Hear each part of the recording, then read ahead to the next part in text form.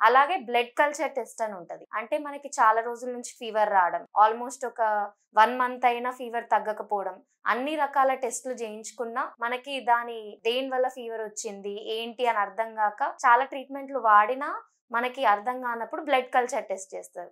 So మన దగ్గర నుంచి బ్లడ్ శాంపుల్ తీసుకొని అది మెషిన్ లో టెస్ట్ చేసినప్పుడు సేమ్ ఆర్గానిజం అనేది ఏం ఆర్గానిజం తోని మన బ్లడ్ లో ఇన్ఫెక్షన్ వచ్చింది, సో దానికి ఏ యాంటీబయాటిక్ పనిచేస్తుంది, సో అది మనకు ఆ రిపోర్ట్ లో వస్తుంది.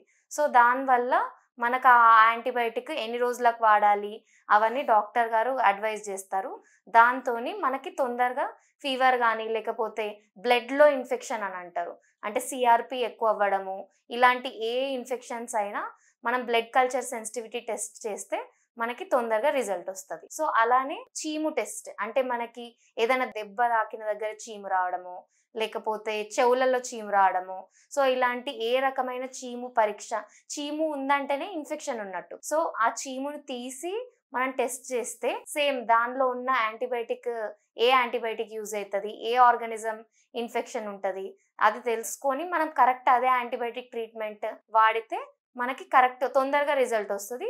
మనకి చాలా రోజులలో నయం అయ్యేది కూడా తొందరగా మన యాంటీబయాటిక్ కోర్స్ స్టార్ట్ చేయగానే తొందరగా మనకి క్యూర్ అయిపోతుంది.